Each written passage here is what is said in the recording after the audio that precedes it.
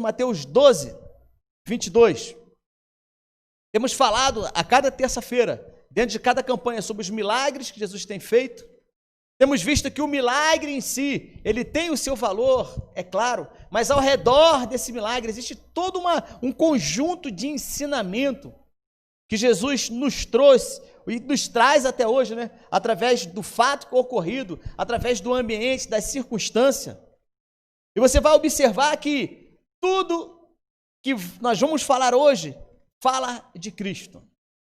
Tudo fala dos ensinos dele. Então, se você espera hoje receber um milagre a qual você tem buscado, quem sabe uma libertação, quem sabe a sua casa hoje está dividida, quem sabe o seu coração hoje está dividido, quem sabe de repente você precisa receber, né, uma bênção financeira sobre a sua vida, quem sabe o milagre que você precise diante de Deus, Deus pode te dar hoje.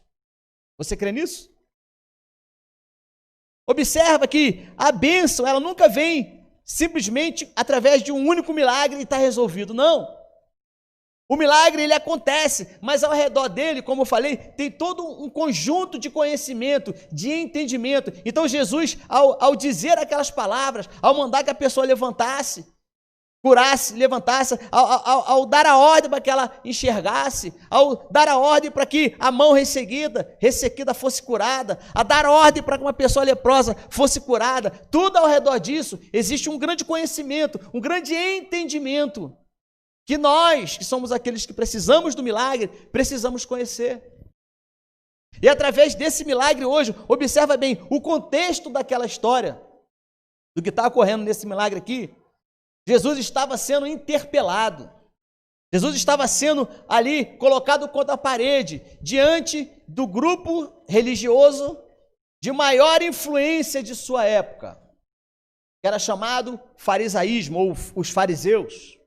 Então existia ali grandes grupos religiosos, né, ao redor do judaísmo, a qual Jesus o confrontava. Eles não aceitavam, né, os milagres a qual Jesus estava fazendo. Eles macunavam, destruir, matar Jesus. Por quê? Porque eles não queriam que Jesus mudasse a sua sociedade, a forma como eles estavam vivendo dentro da sua religião. E os fariseus, ele era uma das classes sociais mais importantes da Judéia. Eles aspiravam um rigor e uma pureza absoluta. Então, ou seja, eles entendiam que você tinha que cumprir exatamente o que a lei mandava, para que Deus estivesse contigo. Em especial as suas tradições. Alguns desses movimentos também eram conhecidos como doutores da lei. Então, ou seja, todo o judaísmo daquela época de Jesus estava fundamentado em alguns dogmas religiosos, tradicionais da sua época, daquela época. E esses movimentos religiosos, eles enxergavam Jesus da seguinte forma, né? 2 pontos. Eu queria que você quisesse anotar, né? Enquanto isso, eu queria pedir que encostasse aquela porta ali, que eu acho que o som pode estar atrapalhando. Tem um som lá de fora aqui. Mas eu queria que você agora anotasse, se você quiser anotar. Existe dentro desse movimento alguns olhares, e esses olhares, né, para Jesus o identificavam, ou melhor, o definia como o seguinte: ele era um perturbador da ordem pública. Ou seja, os religiosos da época enxergavam Jesus como um perturbador da ordem pública. Ou seja, aonde Jesus, eu quero que você vá montando esse quadro na sua cabeça, de entendimento. Não se distraia com nada agora, você que está em casa, não se distraia, deixa o celular aí no canto, joga aí a imagem para a TV, né? Não se distraia, preste bem atenção, senão você não vai conseguir entender no final. Preciso que você entenda bem o começo, para você entender bem o final, para você receber o milagre de Deus, amém? Então não se distraia. Então Jesus, ele era reconhecido pelos fariseus da sua época como aquele que era um perturbador da ordem pública. Ou seja, aonde Jesus chegava, ele perturbava a ordem naquele local.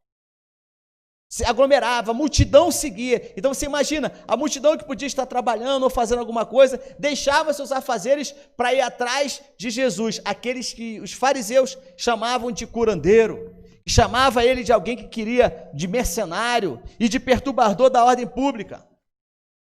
Eles o definiam como o agitador do povo. As pessoas paravam o que estavam fazendo e iam seguir Jesus.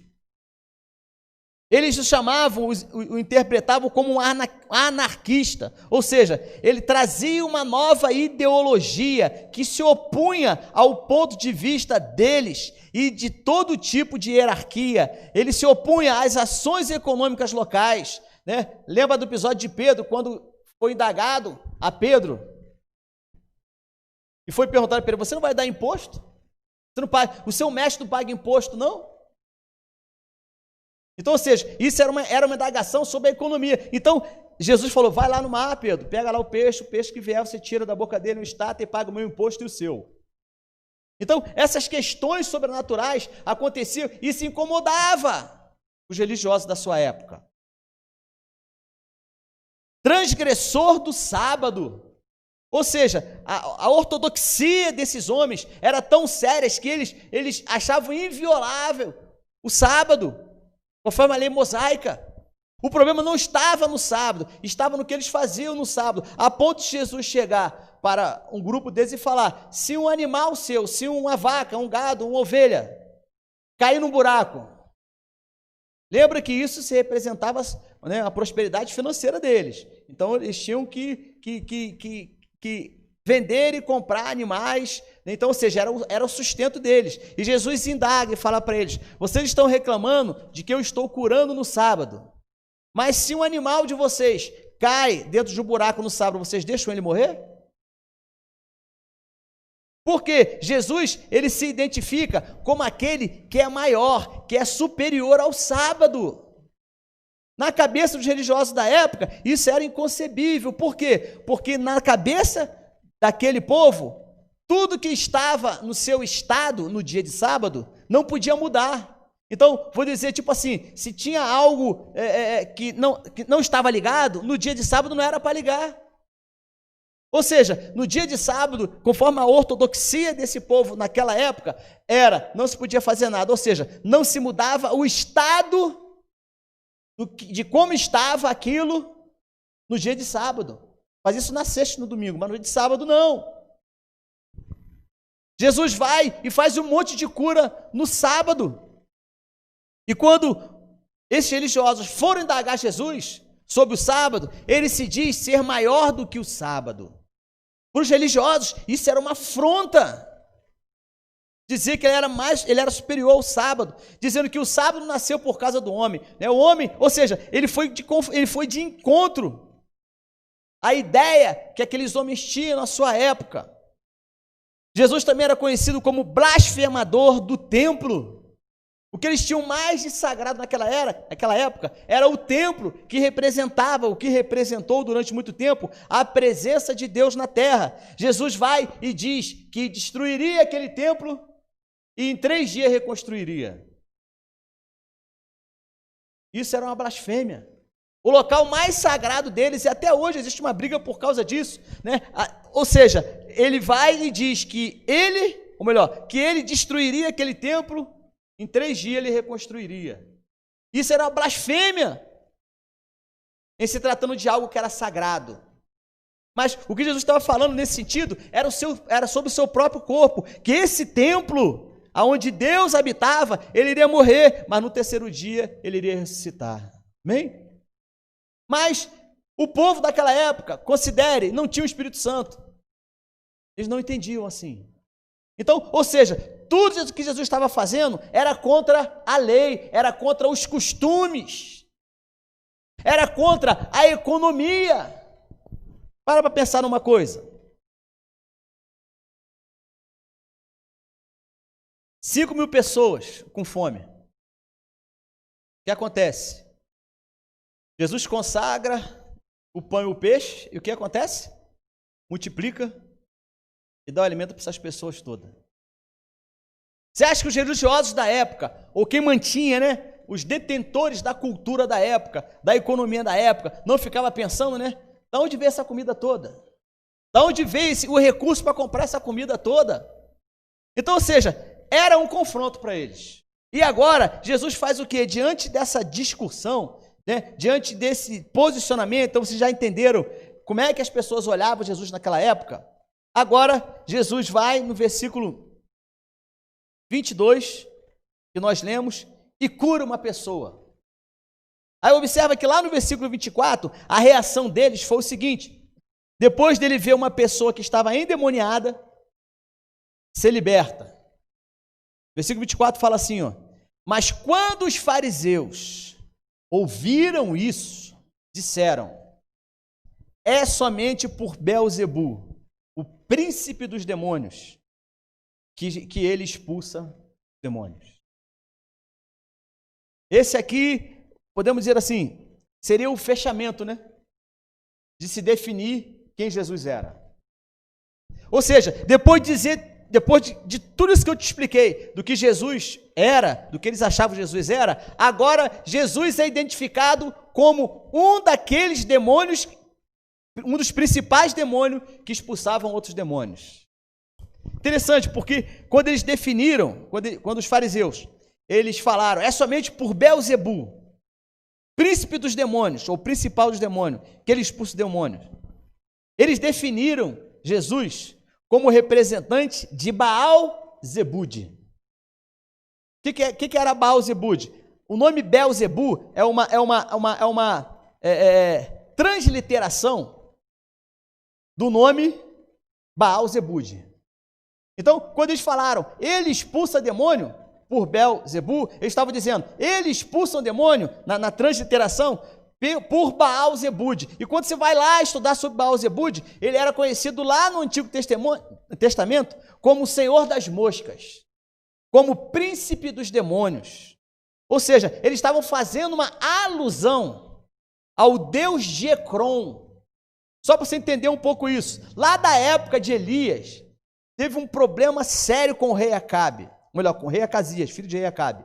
Diz lá em 2 Reis 1,16, ao chegar Elias, disse ao rei Acasias, que foi o 6º rei de Judá, ele fala assim: assim diz o Senhor, acaso não há Deus em Israel? Por que você mandou consultar Baal-Zebude, deus de Ecrom? Por isso, você não se levantará mais da cama e certamente morrerás. Ou seja, esse Baal-Zebude, que lá na época de Elias, né, era conhecido como Deus de Ecrom, ou seja, Deus das moscas, Deus da desgraça. Agora, eles estavam dizendo assim, ó, você, Jesus, é o principal desses demônios. Por isso você consegue expulsar outros demônios. Sabe o que é o peso disso? Sabe o que é Jesus ser reconhecido como isso? Essa era a definição que eles tinham de Jesus. Diante desse quadro, o que acontece? No versículo 22, Jesus, ele levanta, então levaram um endemoniado, diante desse quadro todo, né? Que era cego e mudo, outras versões diz que é mudo e era cego, e Jesus o curou. De modo que ele pôde falar e ver. Então, observa que essa pessoa, né, a Bíblia não diz o nome, mas esse que a Bíblia chamou aqui de endemoniado, e além de ser endemoniado, ele era cego e mudo. E de repente, ele recebe a cura. Ou seja, o quadro era uma pessoa possessa, endemoniada, cuja a ação maligna daquele demônio impedia ela de ver e de falar. Compreende bem isso? Eu vou ler o versículo para que você entenda. Então, levaram um demônio que era cego e mudo, e Jesus o curou. Esse foi um milagre. De modo que depois da cura, ele pôde falar e ver. Ou seja, o que estava impedindo aquele homem de falar e de ver era a possessão demoníaca que estava sobre a vida dele. Quando Jesus deu a ordem e o demônio saiu, o que aconteceu com o cara? Ele falou. E é nisso que eu quero focar. Eu trouxe essa introdução, toda essa história, toda essa contextualização, para que você compreendesse que Jesus estava no meio de uma intriga com os religiosos. E ele faz um milagre no meio disso. e ele é conhecido como Beelzebu. A estratégia do mal, observa bem, foque agora no milagre. A estratégia do mal sempre será limitar ou neutralizar duas coisas na sua vida. Lembra do milagre? A pessoa ela era endemoniada e ela não podia fazer o quê? Falar e ver. Quando o demônio saiu, o que aconteceu? Ela começou a ver e falar. Você entende? Por isso estou falando que o milagre em si é interessante, mas olha o que está ao redor. A ação do mal sempre vai ser com duas grandes finalidades. Quais são? Te impedir de enxergar e te impedir de falar. Ou seja, trazer mudez para a sua vida, neutralizar. Ou seja, não é simplesmente tirar a sua voz, mas tirar a autoridade da sua vida, a tirar a credibilidade de você. E o segundo, ele quer neutralizar a sua visão. O que é uma pessoa que não enxerga? Não estou falando em relação fisicamente, né? Porque a questão aqui ela era física, mas é uma questão espiritual, de uma aplicação prática espiritual para os nossos dias hoje. Então, a ação do mal, ele vem justamente para isso, para querer neutralizar a sua visão, neutralizar a sua voz, a sua autoridade. Era isso que o homem estava passando. Algumas bênçãos ou milagres chegam bem perto de você, né? Eu não sei se tem alguém aqui, né? Tem alguns que usam óculos, já estão aqui presentes com óculos e tal, mas uma pessoa que realmente depende de óculos, que não consegue enxergar nada sem óculos, principalmente de perto. E aí, quando chega algum conhecido perto de você, talvez você até lembre dele ou dela pela silhueta, né? Ah, oi fulano, tudo bem, né? Força a vista assim, oi, tudo bom? Oi, você? Nossa, nem te reconheci, vou botar meu óculos. Ah, agora estou te vendo. Ou seja, muitas das vezes, né, através desse exemplo bem prático, a bênção do Senhor chega até pertinho de você. Quem sabe, de repente, sua bênção vai chegar amanhã na sua vida? Hein? Você recebe? Você em casa recebe? Quem sabe amanhã você vai receber um telefonema? Quem sabe hoje ainda você recebe pelo WhatsApp uma informação que vai mudar o seu dia amanhã? Quem sabe aquela contratação que você está esperando pode chegar ainda hoje através de uma mensagem dizendo assim, ó, ei, é você fulano? É, sou eu mesmo. Amanhã você pode vir aqui 8 horas da manhã, queremos conversar com você. Você recebe isso? Então, o milagre pode estar muito perto de você, mas deixa eu te falar uma coisa, ó, preste atenção, você não pode perder a oportunidade. Por quê? Porque o diabo ele quer neutralizar a sua visão, ele não quer que você veja. E como é que ele faz isso? Distrações, sim ou não? Que vai desde coisas pequenas até uma possessão, como era o caso desse cara aqui. Ele não conseguia ver. Você imagina ele voltando para casa, livre da ação demoníaca e podendo ver e poder falar com a sua família, viver o seu dia a dia normal. Já pensou nisso?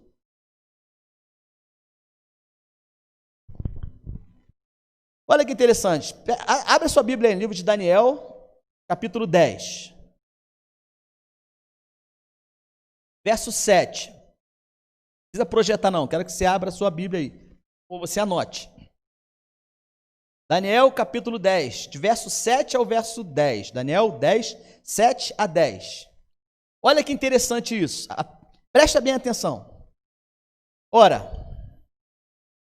só eu, está escrito assim na sua Bíblia? De repente está com alguma outra versão, um texto diferente, mas está assim, ó, Daniel 10, verso 7. Ora, só eu, Daniel, vi aquela visão, pois os homens que estavam comigo não a viram. Não obstante, caiu sobre eles um grande temor e fugiram para se esconder. Versículo 8. Daniel 10, 8. Fiquei, pois, eu só a contemplar a grande visão, e não ficou força em mim. Desfigurou-se a feição do meu rosto, e não retive força alguma. Contudo, o que aconteceu? Contudo, ouvi a voz das suas palavras, e ouvindo o som das suas palavras, eu caí num profundo sono, com o rosto interno. Verso 10. E eis que uma mão me tocou e fez com que me levantasse, tremendo sobre os meus joelhos e sobre as palmas das minhas mãos. O contexto, né? Agora olhem para mim. O contexto de Daniel era que ele estava saindo de uma consagração de 3 semanas. Nós vamos colar no final essas duas histórias. Vai chegar a uma conclusão. Daniel estava saindo de uma consagração de 3 semanas, 21 dias. No 24º dia, o anjo chegou para ele com a resposta. E observa que, quando o anjo chega perto dele, quando ele vê o anjo, as pessoas que estavam perto dele, ninguém vê, mas só ele viu. Lembra do texto? Entenda uma coisa. A Bíblia é cristocêntrica, né? Tudo fala de Cristo. Versículo 7 fala assim, ó. Ora, só eu, Daniel, vi aquela visão. Deixa eu te perguntar, o que levou Daniel a ver? O que você acha que foi? Deus quis se revelar só a ele. Não, eu vou aparecer só para Daniel, porque Daniel é meu chegado, é meu íntimo, é meu direto, vou falar só com ele, os demais não precisa. Você acha que foi por isso? Daniel estava saindo de quê? De quê? Não, fala com força aqui na igreja. Fala aqui com força, o pessoal vir em casa, vai. Daniel estava saindo de uma consagração. A resposta de Daniel veio através de uma visão, ele viu depois de uma consagração. Fala assim, o seu nível de consagração definirá se você verá ou não as respostas de Deus. O que vai definir as respostas que Deus vai te dar é o seu nível de consagração. Sabe o maior bug hoje? É que tem muita gente que quer receber de Deus um milagre, mas não quer se consagrar. Ele passou 3 semanas de consagração. E detalhe, quando o anjo chegou para ele, para trazer a resposta, para trazer uma direção, para trazer o que ele precisava, o anjo falou assim, olha, no teu primeiro dia de consagração, Deus já tinha mandado a resposta. Ou seja, Deus conhece a intenção do nosso coração. O seu milagre vai acontecer quando você realmente se consagrar a Deus. Isso começa quando você começa a jejuar, quando você começa a orar, ou para você que ainda não conhece Jesus e quer um milagre sobre a sua vida, comece a sua consagração, sabe como? Entregando a sua vida para Ele. Consagre a sua vida para Deus. Entregue a sua vida no altar. Comece aí a sua consagração. Todos nós aqui passamos por isso. Quer que a visão seja clara? Quantos querem? Você quer que chegue para você um convite e na hora Deus te dê uma direção dizendo assim, vai nessa, eu estou contigo. Ou então assim, ó, sai disso que é uma furada. Compra isso, vai ser uma benção. Não compra isso, isso é uma furada. Você quer essa visão? Você quer essa resposta? Eleve o seu nível de consagração. Versículo 9. Contudo, ouvi. Olha só, primeiro ele. O que aconteceu com Daniel? Primeiro ele. Fala com força. Primeiro ele. Você em casa aí fala para Deus. Primeiro ele viu. Amém? Segundo, versículo 9. Contudo, ouvi as suas palavras. Sua sensibilidade à voz de Deus virá também pela sua consagração. Então, o que vai definir o que você está vendo e o que você está ouvindo vai ser a sua consagração. Agora, olha isso, verso 10. E eis que uma mão me tocou e fez com que eu me... Vê na sua Bíblia aí. E fez com que eu me levantasse. Repete comigo, diga assim. Primeiro eu vejo. Depois eu ouço. Depois eu sou tocado. Depois Deus me levanta. Foi assim com Daniel? Versículo 7, ele viu. Versículo 9, ele ouviu. Versículo 10, ele foi tocado e através desse toque ele foi levantado. Entenda isso. O milagre de Deus vai vir sobre a sua vida. Deus vai te levantar. Você precisa que Deus te levante em alguma área? Fala um amém. Tem áreas da sua vida que você precisa que Deus te levante? Sim ou não? Deus, me levanta nessa área. Deus, preciso desse milagre, preciso dessa cura, dessa bênção financeira, dessa porta de emprego. Ei, acorda! Essa é a última parte. Primeiro, Deus quer que você veja. Segundo, Ele quer que você ouça. Terceiro, Ele quer te tocar, para depois te levantar. Isso vem somente depois de quê? Depois da noite de sono, depois do almoço de domingo, e só vem depois de consagração. Se consagre. O salmista falou assim, no Salmo 119, versículo 18: abre os meus olhos para que eu veja as maravilhas da sua lei. O salmista, ele entendeu isso. Ele falou: Deus, eu preciso ver. Mas eu só consigo ver se eu me consagrar. Então, ou seja, a maior angústia de uma pessoa, quando ela não acha nenhuma solução da vida dela, é ficar na agonia de que Deus não vai responder. Anos e anos se passam, e a resposta parece que nunca vem. Talvez o que Deus quer te ensinar hoje não é simplesmente a querer te levantar, mas é ensinar para você que você precisa conduzir a sua vida debaixo de uma consagração, para que o milagre de Deus te atinja. Você crê nisso?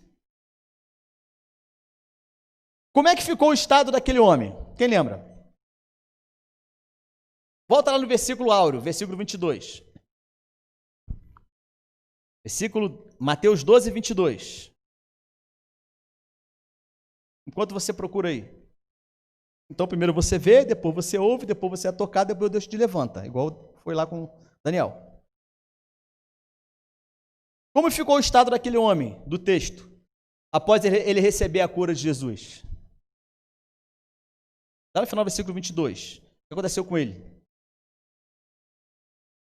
De modo que ele pôde fazer o quê? Falar e ver. O milagre de Deus vem e te toca para você fazer o quê?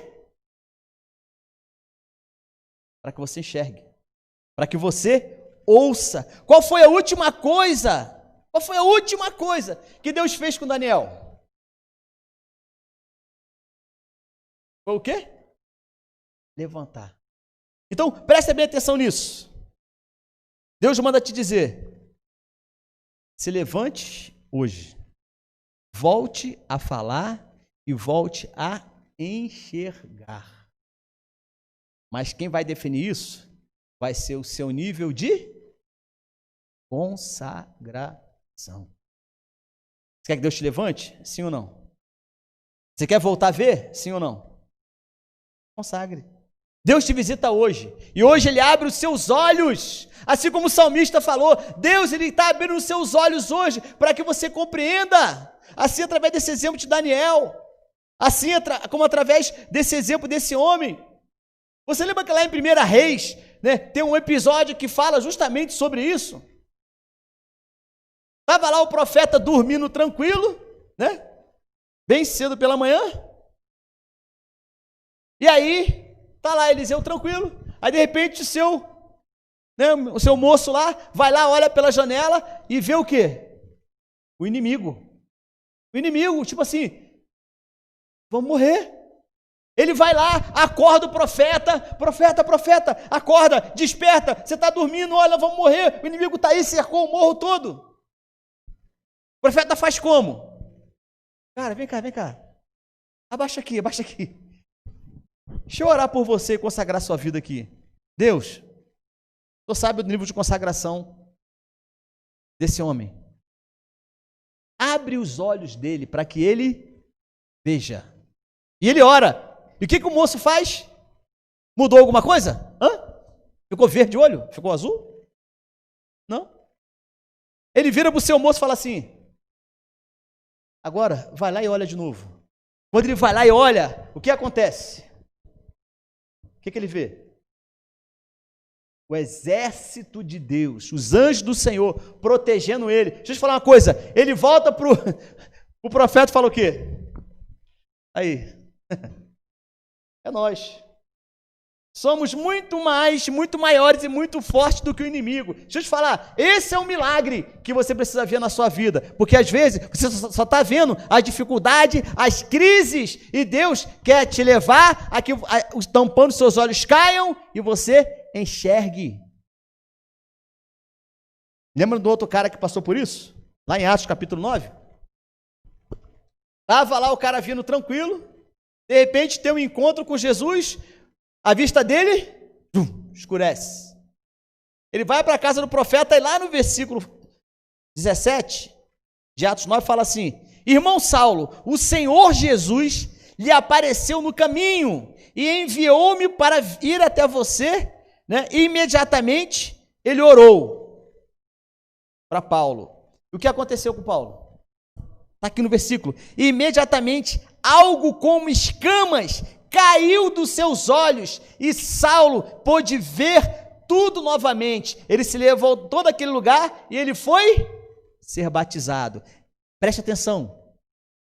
Quando os olhos caíram, está aqui no versículo, Atos 9, 17, 19, 18, fala assim: imediatamente algo como escamas caiu dos olhos de Saulo e ele passou novamente a ver. Levantando-se, ele foi se batizar. Ele se levantou depois que ele viu. Ele voltou a ver. Então, você compreende, né, que o milagre desse cara, a libertação dele, estava muito mais além do que simplesmente uma discussão sobre o sábado, uma discussão sobre quem era mais santo, quem era mais isso, mais aquilo. O que Jesus quis falar conosco, concluindo, ele quer te levantar. Amém? Eu não sei qual é a área da sua vida, eu não sei qual é a área da sua vida que você precisa enxergar novamente. Eu não sei qual é a área da sua vida que você precisa que ele te toque, assim como foi com Daniel. Daniel viu, falou, é Deus. Ele ouviu, se quebrantou. O ser foi lá, tocou nele e levantou. Paulo se levantou e foi se batizar. E você na sua casa, o que está faltando para você se levantar?